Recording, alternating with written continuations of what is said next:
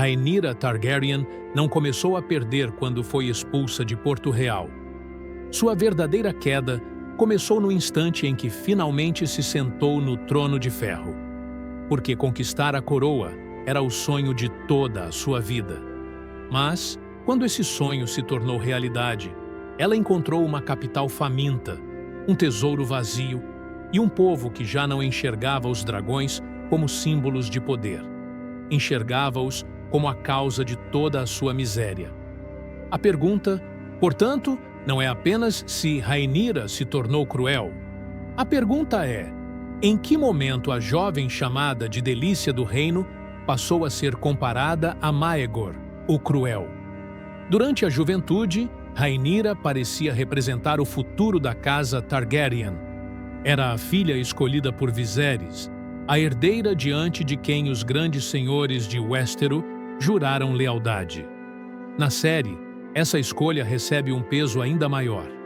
Viserys lhe confia a profecia de Aegon, a canção de gelo e fogo, fazendo-a acreditar que preservar o reino era quase uma missão sagrada.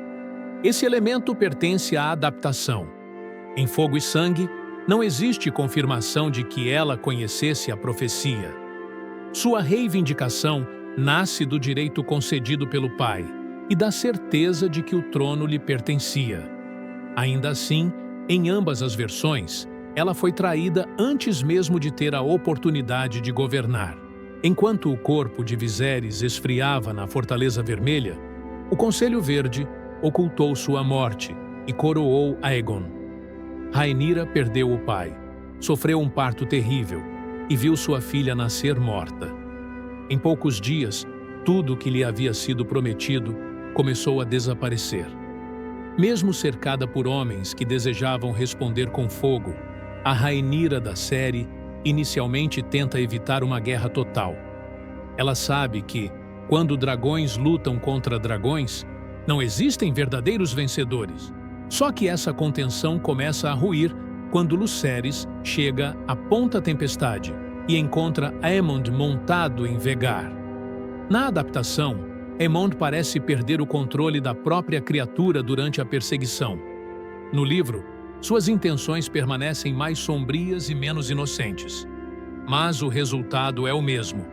Arrax é despedaçado no céu e Lucerys desaparece nas águas da Baía dos Naufrágios. Nenhum corpo é recuperado. Para o reino, morre um príncipe. Para Rhaenyra, morre um filho. Esse é o primeiro grande ponto de ruptura. Até aquele momento, a guerra ainda podia ser tratada como uma disputa por sucessão. Depois de Lucerys, ela se torna uma vingança entre famílias. A dor de Rhaenyra abre espaço para Daemon agir, e a resposta chega na forma mais abominável possível: sangue e queijo. Daemon organizou o assassinato do pequeno Jaehaerys como pagamento por Lucerys, mas nenhuma fonte confirma que Rhaenyra tenha ordenado previamente a morte da criança. Na série, ela demonstra indignação.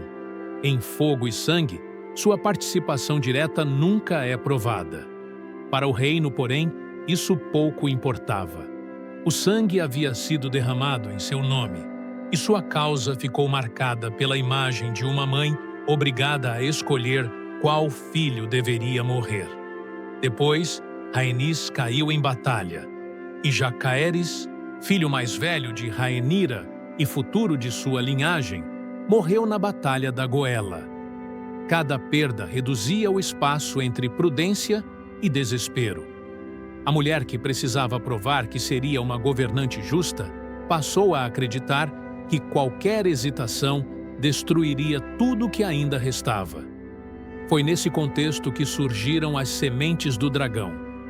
Pessoas de origem incerta receberam a oportunidade de reivindicar dragões sem cavaleiros. Adan de Hull montou Sea Smoke, Hugh Martelo foi aceito por Vermithor e Ulf, o branco, tornou-se cavaleiro de Silverwing. A estratégia fortaleceu os negros, mas entregou armas devastadoras a homens cuja lealdade jamais havia sido testada. Então, Porto Real caiu.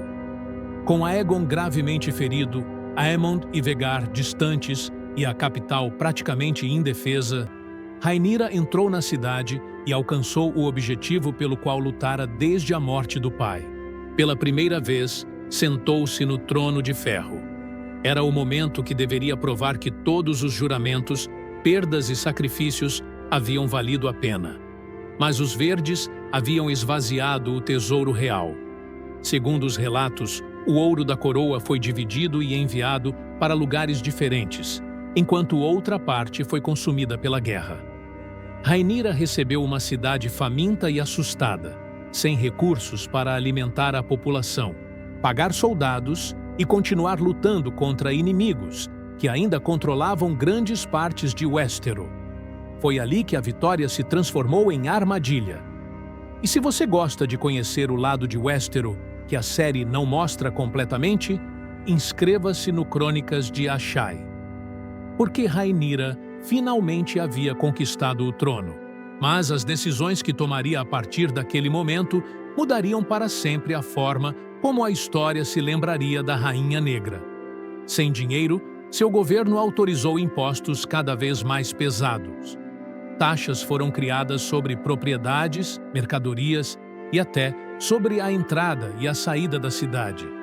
Rhaenyra não inventou sozinha cada cobrança, e algumas foram propostas por seus conselheiros, especialmente Bartimos Celtigar. Mas a coroa estava sobre sua cabeça. Para o povo, não importava quem havia redigido a ordem.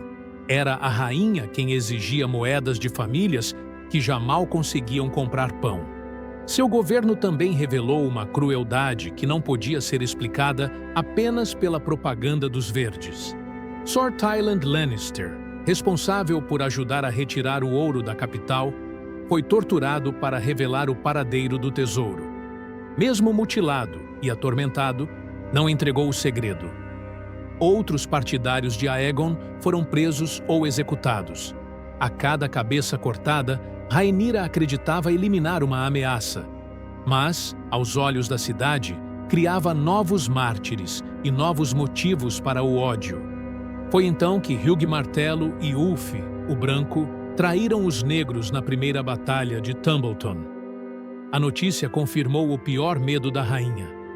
Homens com dragões podiam mudar de lado e transformar, em uma única noite, a maior vantagem de Rhaenyra em uma ameaça contra ela. O problema é que sua desconfiança não parou nos culpados. Se Hugh e Ulf haviam traído, quem garantiria que Addam Velaryon e Nettles não fariam o mesmo? Rhaenyra ordenou a prisão de Addam e exigiu a morte de Nettles. Mas Addam não havia cometido traição. Depois de escapar, provaria sua fidelidade lutando e morrendo pelos negros. Uma única palavra em sua lápide resumiria tudo que a rainha não conseguiu enxergar: leal. Corlys avisou Addam e foi preso. Daemon recusou-se a entregar Nettles e não retornou. Tentando impedir outra traição, Rhaenyra afastou aliados essenciais. Ela atravessou a linha entre cautela e paranoia, interpretando discordância como deslealdade e dúvida como conspiração. Quanto mais tentava controlar o reino, mais rapidamente o controle escapava de suas mãos. Foi durante esse período que seus inimigos passaram a chamá-la de Maegor com tetas, comparando-a ao mais cruel dos reis Targaryen. A expressão era misógina e criada para humilhá-la, mas ganhou força porque encontrava uma população esmagada por impostos, execuções e medo. Rhaenyra não precisava ser igual a Maegor para que a comparação funcionasse. Bastava que o povo acreditasse que ela governava contra eles. A morte de Helaena fez a tensão explodir. Em fogo e sangue, ela caiu de uma janela da fortaleza de Maegor. E as versões sobre o acontecimento são contraditórias. Uma delas afirma que se suicidou. Outra espalha o rumor de que teria sido assassinada por ordem de Rhaenyra. Não existe prova definitiva de que a Rainha Negra tenha ordenado sua morte.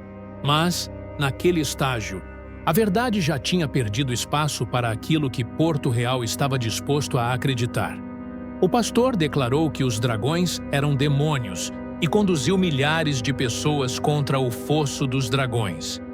A multidão morreu queimada e esmagada, mas continuou avançando até matar várias criaturas.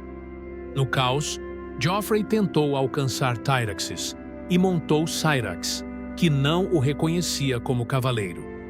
O príncipe caiu sobre a cidade e morreu. Pouco depois, Syrax também foi perdida. Rhaenyra via sua família e os símbolos do poder Targaryen serem destruídos diante dela. Quando fugiu de Porto Real, já não era a delícia do reino. Não tinha o apoio da população, perdera aliados, filhos, dragões e grande parte da capacidade de continuar lutando. Ao retornar para a Pedra do Dragão em busca de segurança, encontrou a fortaleza tomada por partidários de Aegon. A mulher que por tanto tempo temera a traição, finalmente caiu nas mãos de um traidor. Então, Rhaenyra se tornou uma vilã? Esse rótulo é pequeno demais para explicar sua história. Ela foi vítima de uma usurpação, do preconceito de um reino que aceitava mais facilmente um homem incapaz do que uma mulher preparada, e de uma guerra que assassinou seus filhos. Sua dor era real, seu direito tinha fundamento, e muitos relatos cruéis foram escritos por homens que nunca desejaram vê-la no trono. Mas isso não apaga suas escolhas. Rhaenyra autorizou um governo sufocante, respondeu ao medo com violência, desconfiou de inocentes e afastou aliados que poderiam salvá-la.